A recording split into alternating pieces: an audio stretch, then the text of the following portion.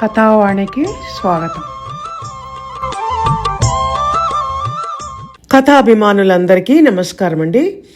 నేను డాక్టర్ శ్రీమతి కొఠారి వాణి చలపతిరావుని. ఈరోజు మీకు నేను కర్ణుడు అనే ఒక అద్భుత పౌరాణిక వ్యాసాన్ని సమర్పించబోతున్నాను. కర్ణుడి మీద రాయాలన్న నాకు ఈ సంకల్పం కలగటానికి కారకులు కథావాణి అభిమాన శ్రోత అయిన శ్రీమతి భోగిరెడ్డి రేవతి గారు. వారు ఒక సందర్భంలో కర్ణుడి పాత్ర అంటే నాకు చాలా ఇష్టం అనడంతో తప్పక ఆ వ్యాసాన్ని రూపొందించి మీకు వినిపిస్తాను అని నేను వారితో అనటం జరిగింది. కనుక ఈ అవకాశాన్ని నాకు ఇచ్చిన రేవతి గారికి కృతజ్ఞతలు తెలియచేస్తూ కథలోకి వెళ్తాను. ఇతిహాసం అంటే ఒకప్పుడు జరిగిన కథ అని అర్థం. రామాయణ మహాభారతాలు ఇతిహాస గ్రంథాలు. ఆ రోజుల్లో అన్ని రాజుల కథలే ఇతిహాసాలుగా చెప్పబడేవి. రాజు ప్రసిద్ధుడు కనుక వాళ్ళ కథలు రాస్తే ఆదర్శవంతంగా కలకాలం ఈ విశ్వంలో నిలిచి ఉంటాయి అని భావిస్తూ విశ్వశ్రేయం కావ్యం అని నిరూపించారు ఆనాటి కవులు. ఆ కథలలోని ధర్మజ్ఞత విశ్వానికి శ్రేయస్సు కలిగించాలన్నది అప్పటి కవుల ఆలోచన. ఇతిహాస కావ్యాలలో ఒక నాయకుడు, ఒక ప్రతినాయకుడు అంటే దుష్ట పాత్రతో పాటు దేవతలు, ఋషులు కూడా పాత్రలుగా ఉండేవాళ్ళు. కవిత్రయంచే ఆంధ్రీకరించబడిన వ్యాసప్రోక్త సంస్కృత మహాభారతంలో పాండవులు, అందులోనూ జ్యేష్ఠుడు అయిన ధర్మరాజు నాయకుడైతే దుర్యోధనుడు ప్రతినాయకుడు. కథంతా జ్ఞాతుల మధ్య రాజ్యం కోసం పోరు నేపథ్యంగా కొనసాగుతుంది. అయితే ఇందులో కర్ణుడి పాత్ర మాత్రం చాలా విభిన్నమైనది, ఆశ్చర్యకరమైనది, అద్భుతమైనది.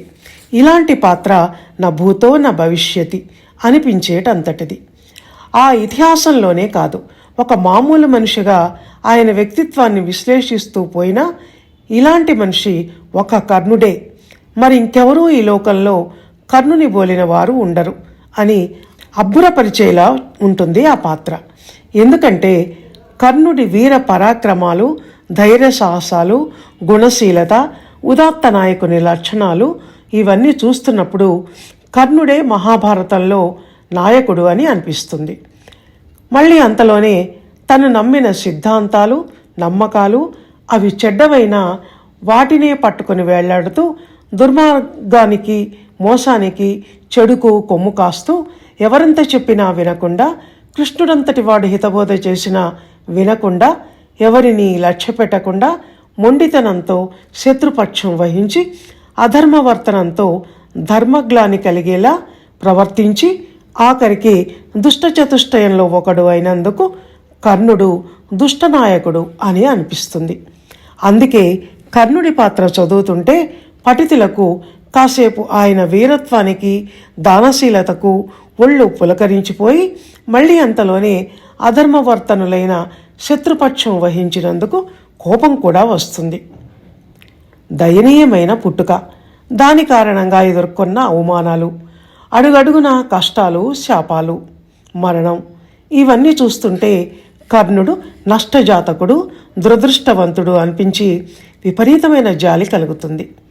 ఇన్ని కోణాలు ఈ వ్యక్తిత్వంలో ఉండటం వల్లనే భారతంలో కర్ణుని పాత్రకు అంతటి ప్రత్యేకత, విశిష్టత లభించాయి. కర్ణుని పాత్ర కూలంకషంగా అధ్యయనం చేయవలసిన పాత్ర. పైపైన చూస్తే అంత త్వరగా కొరుకుడు పడని పాత్ర. కర్ణుడు కుంతి పుత్రుడు. కుంతి కన్యగా ఉన్నప్పుడు ఒకరోజు దుర్వాస మహాముని ఆమె ఇంటికి వెళ్ళగా కుంతి మునికి చాలా భక్తి శ్రద్ధలతో అతిథి మర్యాదలు చేసింది.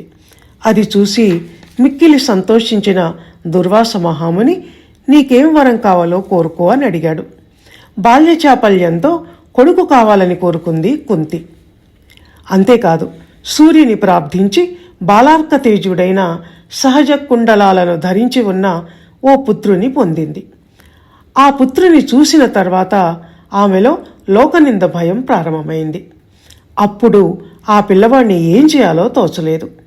తల్లిదండ్రుల భయం వెంటాడుతుండగా ఆ బాలుణ్ణి ఓ పెట్టెలో పెట్టి గంగలో వదిలిపెట్టి ఇంటికి వెళ్ళిపోయింది. ఆ పెట్టె నీళ్లపైన తేలుకుంటూ చాలా దూరం వెళ్ళి సూతవంశజుడైన అతిరథుడు ఆయన భార్య రాధలకు దొరికింది.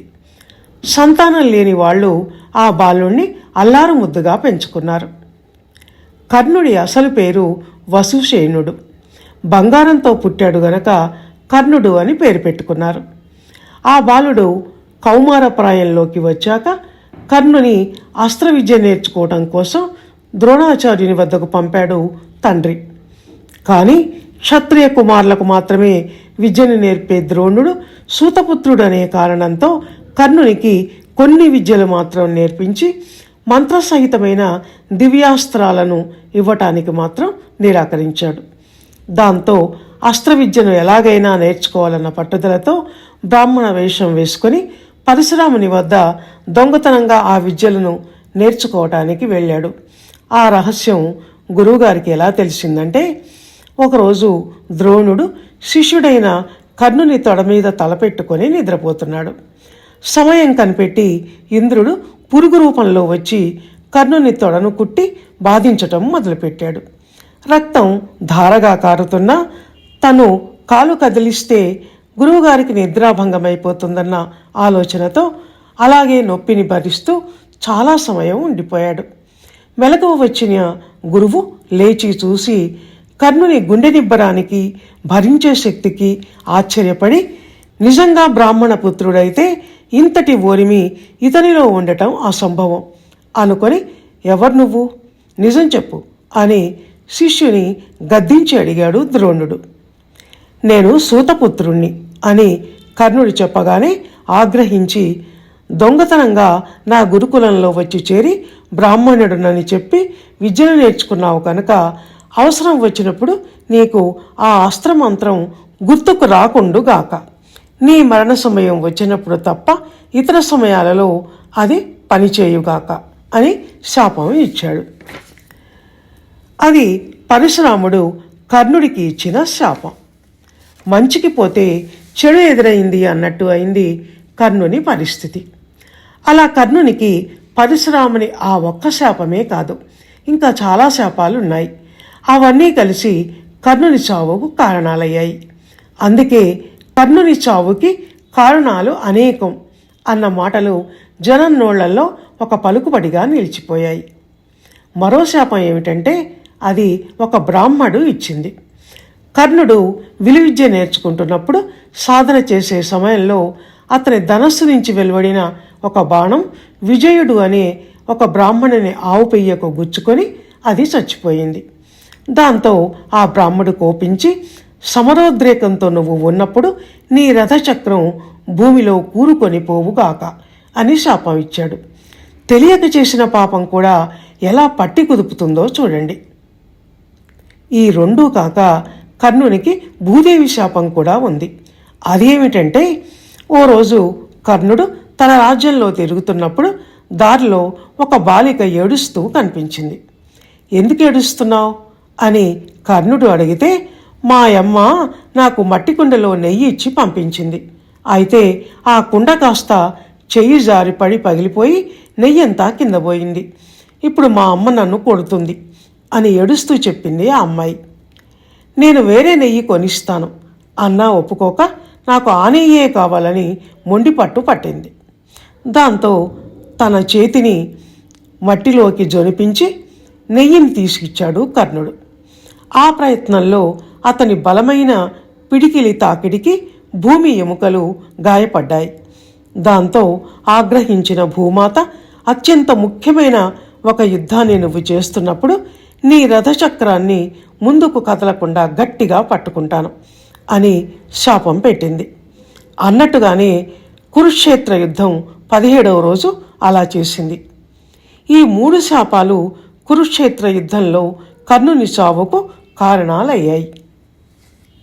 మహాభారతంలో కర్ణుడిది ఎంత విశిష్టమైన విభిన్నమైన పాత్రనో అంత దురదృష్టకరమైన పాత్ర కూడా. ఒక పక్కన ఇలా శాపాలు పట్టి పీడించటానికి సిద్ధంగా ఉంటే, మరో పక్కన శత్రువులందరూ పగబట్టి కర్ణుని మోసం చేసి అతని బలసాహసాలన్నింటినీ వృధా అయ్యేలా చేశారు. మనసులో పాండవ పక్షపాతి అయిన శల్యుడు యుద్ధభూమిలో కౌరవపక్షం వహించి కర్ణుడి రథసారథిగా అస్తవ్యస్త రథసారథ్యం చేసి అర్జునుని పొగిడి మానసికంగా కర్ణుని బలహీనపరిచి అతని చావుకు పరోక్షంగా కారణమయ్యాడు. కర్ణుని అపరిమిత దానశీలత తెలిసిన ఇంద్రుడు మారువేషంలో వచ్చి అతను సూర్యుని ఉపాసించే వేళ కవచకుండలాలు దానం అడిగాడు. వెనక ముందు ఆలోచించకుండా వాటిని ఇచ్చేసి ఆ తర్వాత నష్టపోయాడు కర్ణుడు. అప్పటినుంచే కర్ణునికి వైకర్తనుడు అన్న పేరు వచ్చింది. అవి ఉన్నంత వరకు కర్ణుని ఎవరు యుద్ధంలో ఓడించలేరని తెలిసే తన కొడుకు అర్జునుని మీద ప్రేమతో అతని రక్షణార్థం ఆ పని చేశాడు ఇంద్రుడు. ఎవరు ఏది అడిగితే అది ఇచ్చేంతటి దానగుణం కర్ణునిది. అది కూడా అతని మరణానికి ఒక కారణమైంది. అప్పటినుంచే అతి దానాత్ హత కర్ణః అన్న లోకోక్తి స్థిరపడిపోయింది. మితిమీరిన దానాలు చేస్తే ఎవరైనా కర్ణుడిలా చచ్చిపోతారు అన్నది ఈ సూక్తి సారాంశం. ఇది ఒక హెచ్చరిక లాంటిది. ఇలా అందరూ సూతపుత్రుడు అని ఎగతాళి చేయటం, అవమానించటం, అనుకోని తప్పు జరిగినప్పుడు కూడా ఎవరూ అర్థం చేసుకొని క్షమించకుండా శాపాలిస్తూ పోవటం, తల్లి కుంతి సైతం పుట్టినప్పుడే తనను నీటిపాలు చేయటం, వీటితో విసిగి వేసారిపోయి ఒక రకమైన మానసిక వ్యధకు గురి అయి ఉన్నాడు కర్ణుడు. అందువల్లనే కుమారాస్త్ర విద్యా ప్రదర్శన సందర్భంలో విలువిద్యా ప్రదర్శనలో పాల్గొనటానికి సూతపుత్రుడు అనర్హుడు అని గురువులు అన్నప్పుడు అప్పటికప్పుడు అంగరాజ్యం ఇచ్చి తనను రాజును చేసిన దుర్యోధనుడికి జీవితాంతం కృతజ్ఞతాబద్ధుడై ఉన్నాడు. తను అధర్మానికి కొమ్ము కాస్తున్నానని తెలిసినా దుష్టచతుష్టయంలో ఒకడినై అపకీర్తిని మూటకట్టుకుంటున్నానని తెలిసినా వెనకడుగు వేయకుండా తన కంఠంలో ప్రాణం ఉన్నంత వరకు కౌరవ పక్షపాతిగానే దుర్యోధనునికి అండగానే ఉన్నాడు. అందుకే కృతజ్ఞతకు మారు పేరు కర్ణుడు అని అంటారు. అయినప్పటికీ అధర్మం అధర్మమే. అందుకే దాని దుష్ఫలితాన్ని జీవితాంతం అనుభవిస్తూనే ఉన్నాడు కర్ణుడు. ద్రౌపది వస్త్రాపరణ సమయంలో కౌరవులందరితో పాటు తను ఆమెను గేలి చేసి నీ 6వ భర్తగా నన్ను స్వీకరించు అని అనటం కర్ణుడికి మరింత అపకీర్తిని మూటకట్టి పెట్టింది.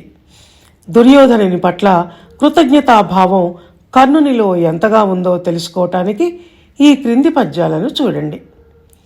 కృష్ణుడు పాండవ పక్షానికి రమ్మని కర్ణునికి రహస్యంగా ఆయన జన్మ రహస్యం చెప్తూ హితబోధ చేసిన సందర్భంలోనివి ఇవి. నీవు వృద్ధ జనోపనేవివి, ధర్మ సంవేదివి, తెలియంగా వినుము. సిద్ధమంత్ర బలంబున మార్తాండు వరమునన్ కన్నియతరి కుంతి కన్నవాడ వగుట పాండునృపాలునకు అగ్రసుతుండవు. ధర్మ మార్గం విధి ధర్మతనయుండాదిగాగల తమ్ములందరూ నా చేత నెరంగి నీ అడుగులకెరంగి సకల పుత్ర పౌత్ర బంధు భూరి సేన సమన్వితముగాగ కొలిచి నిన్ను రాజ్యభారవహమునకు పట్టంబు కట్ట ఉజ్వలుడ వగుదువు రమ్ము వారి కడకు. ఏను నిన్ను సామ్రాజ్యంబునకు అభిషిక్తుంచేయుదు. నీకు యుధిష్ఠిరుండు చామరములు వేచు. భీముడు ఛత్రము పట్టు. అర్జునుడు నీ రథసారథి. పాంచాల యాదవరాజులు మంత్రి సామంతులు.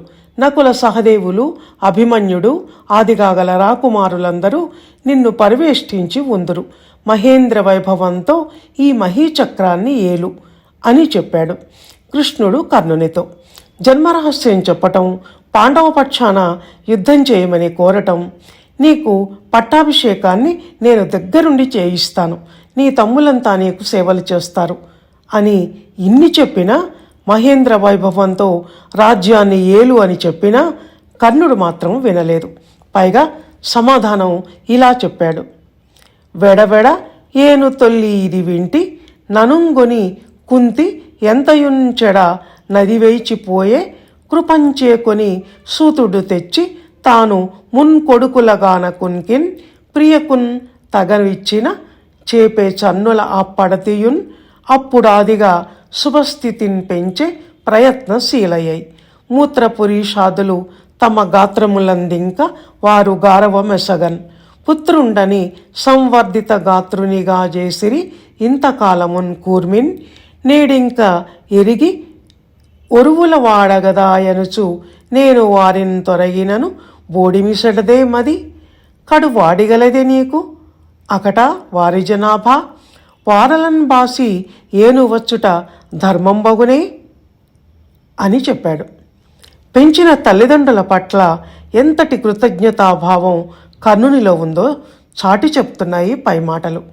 కనగానే కుంతి నన్ను వదిలేస్తే సూత దంపతులు నన్ను కాపాడి పెంచి పెద్ద చేశారు.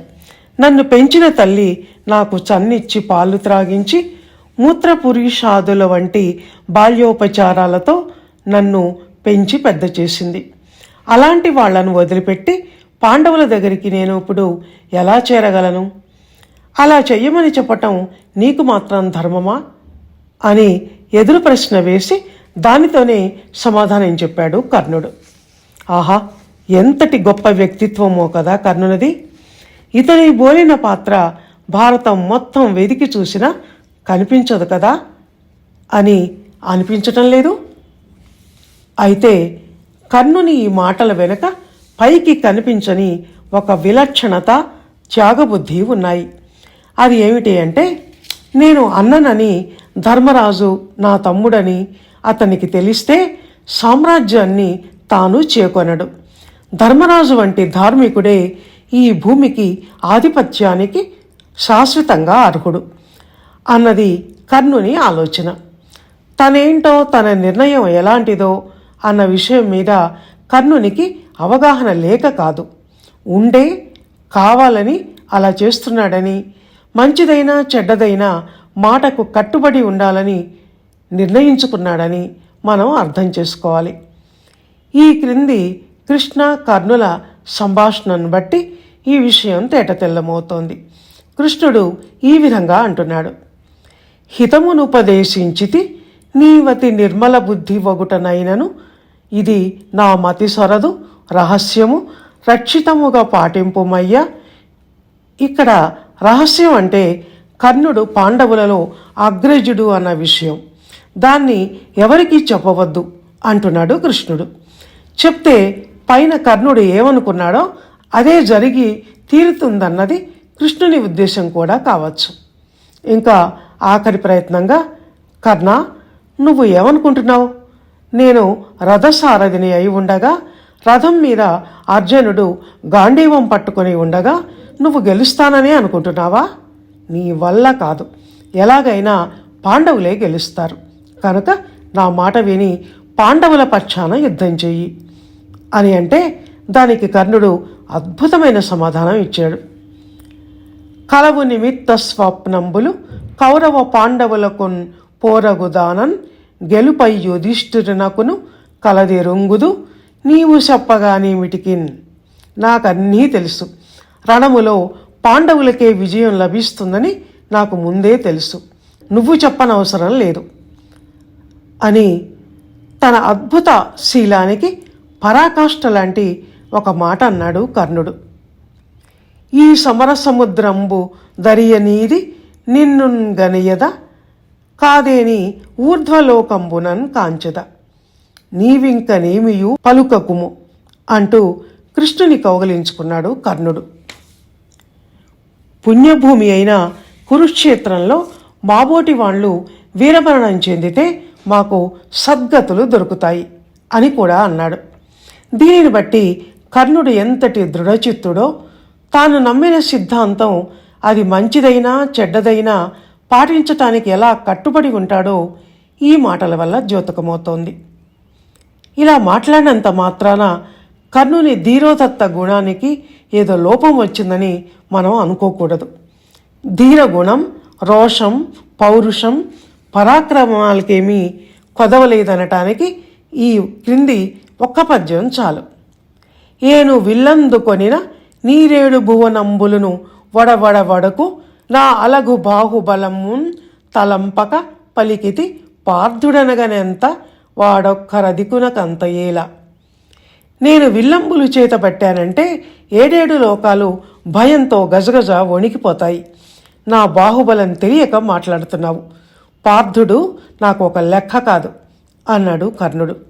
అంతటి ఆత్మవిశ్వాసం, తన శక్తి మీద తనకు నమ్మకం ఉండి పైన అలా చస్తే చస్తాను, బతుకుతే బతుకుతాను అన్నట్టు మాట్లాడాడంటే అర్థం వీరుడికి విజయమో వీరసర్గమో అని చెప్పక చెప్పినట్టు. కర్ణుని మాటల్లో పెంచిన తల్లిదండ్రుల పట్ల, అంగరాజ్యం ఇచ్చి అవమానాల నుంచి బయటపడేసిన దుర్యోధనుని పట్ల కృతజ్ఞతాభావం స్పష్టంగా ద్యోతకమవుతున్నాయి ఇందులో. దాని వెనక కుంతి పట్ల, పాండవుల పట్ల నిష్ఠూరం కూడా అంతర్గతంగా ఉంది. మనం దాన్ని గమనించటం చాలా ముఖ్యం. ఈ నిష్ఠూరాలు కుంతి స్వయంగా కర్ణుని దగ్గరకు వచ్చి యుద్ధంలో కౌరవ పక్షాన్ని వహించవద్దని వేడుకున్నప్పుడు ఇంకొంచెం స్పష్టమవుతాయి. ఆ ఘట్టం అదొక అద్భుతంగా మనకు ఆ తల్లి కొడుకుల సంభాషణల్లో దృశ్యమానం అవుతుంది. నిక్కచ్చిగా మాట్లాడుకోవాలంటే తల్లి అయిన కుంతి కూడా ఒక విధంగా కర్ణునికి అన్యాయమే చేసింది. తన బాల్య చేష్ట కారణంగా పుట్టిన కొడుకును లోకనిందకు భయపడి నీళ్లల్లో వదిలేసింది. నేను ఇలా చేస్తే ఈ పసిగుడ్డుకు ప్రాణాపాయం ఏమన్నా సంభవిస్తుందేమో, ఎక్కడ చచ్చిపోతాడో అని కూడా ఆలోచించలేదు. అలా ఆలోచించటానికి స్వార్థం అడ్డు వచ్చింది.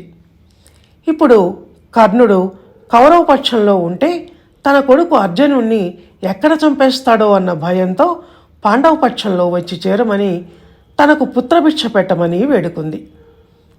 ఇక్కడ కూడా మళ్ళీ స్వార్థమే.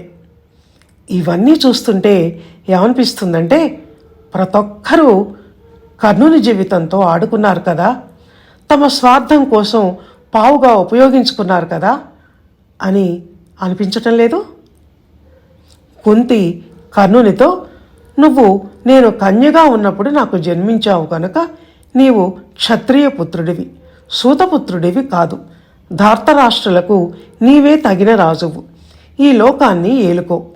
నీకేలా రాధ కొడుకితండను తక్కువ, కొడుకు కుర్రా అని అంది. దానికి కర్ణుడు కుంతి గుండె అదిరిపడేలాంటి సమాధానం ఇచ్చాడు. నువ్వు నన్ను ఎప్పుడైనా క్షత్రియ కుమారుడిగా పెంచావా అమ్మా? క్షత్రియ సంస్కారానికి పాత్రముగా నీవు నన్ను పాటింపవి, నీకే పుత్రుడనని వచ్చుటింకను పొసగునే చెప్పుమా. ఇప్పుడు నీకు నేను పుత్రుడనని నీ వెంట రావటం బాగుంటుందా చెప్పు? నేను అవశ్యంబును దుర్యోధనునికై నీ కొడుకుల తోడన్ పెనగదు అని ఖచ్చితంగా చెప్పాడు. నీ కొడుకులు అంటూ ఒక దెప్పిపొడుపు మాట కూడా అన్నాడు. నీ పలుకులు ఎంత దీనమైనవైనా నా సమాధానం మాత్రం అదే, ఒండు లేదు అని కూడా చెప్పాడు. ఈ పని భారము మీద వచ్చావు కనుక పాండవులు నలుగురిని నేను చంపను. అర్జునుని మీద మాత్రము నాకు కోపమున్నది. అతన్ని చంపగలిగితే నాకు కీర్తి, లేక అతని చేతిలో నేను చచ్చినా అది నాకు కీర్తే. నీ కొడుకులు అతనో నేనో ఎవరో ఒకరే గనుక నీ కొడుకులు ఎప్పుడూ 5గురే, అది గుర్తుంచుకో అని ఆమె వచ్చిన పనిని కొంతవరకు నెరవేర్చి, తల్లి అయిన ఆమెకు మాట ఇచ్చి తన కర్తవ్యాన్ని నెరవేర్చి కర్ణుడు సహృదయుడు అని నిరూపించుకున్నాడు. ఏది ఏమైతేనే ఎందరి చేతో వంచింపబడి ఎన్ని అన్యాయాలకో గురై ఎందరి శాపాలో చుట్టుముట్టగా కురుక్షేత్ర రణరంగంలో చివరకు రథచక్రం భూమిలోకి కూరుకొని పోయి అస్త్రమంత్రాన్ని సమయానికి మర్చిపోయి బాణాల దాడి నుంచి కాపాడే కవచము లేక చివరకు ప్రాణాలు కోల్పోయాడు. అందుకే అన్నది, భారతంలో కర్ణుని పాత్ర అంత దురదృష్టకరమైన పాత్ర మరొకటి లేదు అని. అయితే కర్ణుడు ఎంతటి వీరుడు శూరుడు అయినా, దానశీలి అయినా, కృతజ్ఞతకు మారుపేరు అయినా, పాండవులలో ఒకడిని కాలేకపోయానన్న ఉక్రోషం, తల్లి చేసిన అన్యాయం, హీనజన్ముడినన్న ఆత్మన్యూనత ఇవన్నీ కర్ణుని కొన్ని తప్పులు చేసేలా ప్రోత్సహించాయి. తల్లి కుంతి బాల్యచాపల్య చర్యను సానుభూతితో అర్థం చేసుకోగలిగి ఉంటే అంతగా పాండవ ద్వేషగా మారి ఉండేవాడు కాదు. తమ్ముల మీద ఈర్ష్యాసూయలు పగ పెంచుకుని ఉండేవాడు కాదు. అంతటి అద్భుతమైన వ్యక్తికి అవగాహన లోపం వ్యక్తిత్వ లోపానికి దారితీసింది. అదే అధర్మం పక్షాన ఉన్న కౌరవుల పంచన చేరి దుష్టచతుష్టయంలో ఒకడిగా చేరేలా చేసింది. దుర్యోధనుడు తన మీద ప్రేమతో కాక తన స్వార్థంతో తనకు అంగరాజ్యాన్ని ఇచ్చాడని, యుద్ధంలో అర్జునుని చంపటానికి పనికొస్తానని అంగరాజ్యాన్ని ఎరగా వేశాడని కర్ణుడు గుర్తించలేక కాదు, గుర్తించి మౌనంగా ఉండిపోయాడు. దాంతో తప్పుల మీద తప్పులు చేసుకుంటూ పోయాడు. తాను కానిది తానుగా ఉండాలనుకున్నాడు. సూతసుతుండు వీడనక సూనుల తమ్ముల కంటే నాకు సంప్రీతి యొనర్చి తేజమును పెంపును నాటికి నాటికి అగ్గలంబై తనరార నన్ను తనయంతటి మానసించేసి ఉండ నేనే తగవేది ఆ కురుకులేశ్వరుంబాయుదు ముట్టవచ్చినన్ నన్ను నయ్యర్జనునకు ఎదురని పెద్దయు నమ్మియుండ అక్కట దుర్యోధనుండు ఆ నమ్మిక ఒమ్ముగజనునే పాండవులన్ కలయంజన నాకనగా. దుర్యోధనుడు కర్ణుని చేరదీయటానికి అసలు కారణం ఇది. అర్జునుని యుద్ధభూమిలో అస్త్రవిద్యలో ఎదిరించగలవాడు ఒక్క కర్ణుడు తప్ప మరెవ్వరూ లేరని తెలిసే స్వార్థబుద్ధితో కర్ణుడికి అంగరాజ్యాన్ని ఇచ్చి ఎప్పటికీ తన దగ్గర కృతజ్ఞతతో పడి ఉండేలా చేసుకున్నాడు. అది దుర్యోధనుని తెలివి, కుటిల బుద్ధి.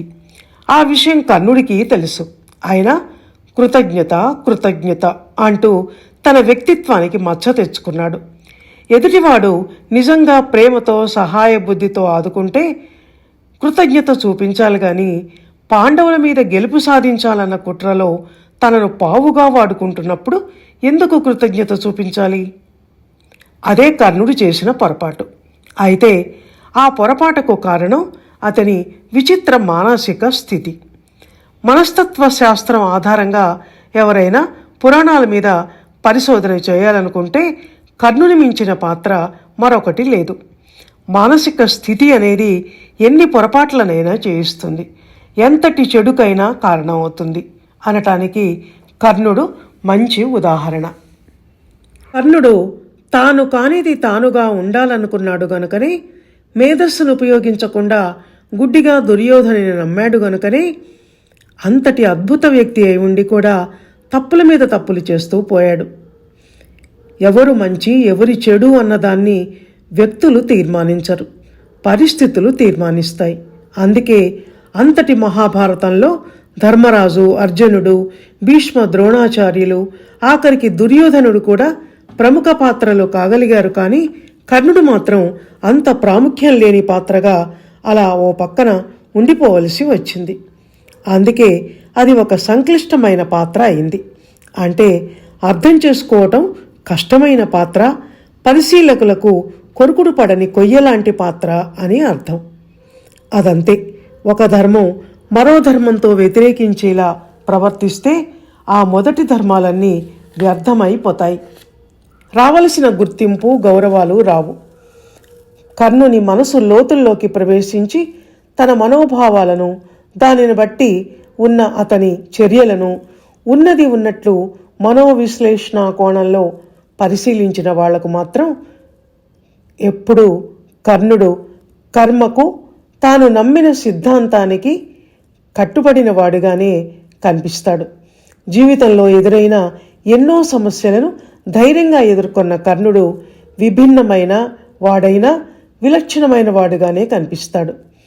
కర్ణుడి పాత్రను ఎప్పుడూ ఒకే కోణంలో, ఒకే దృష్టితో కాక ఇలా రెండు కోణాలలో, రెండు స్థానాలలో ఉండి విశ్లేషించగలిగిన వారు కర్ణుని పాత్ర వైశిష్ట్యాన్ని ఆస్వాదించగలుగుతారు అని చెప్తూ ఇంతటితో ఈ విశ్లేషణాత్మక పౌరాణిక వ్యాసాన్ని ముగిస్తున్నాను.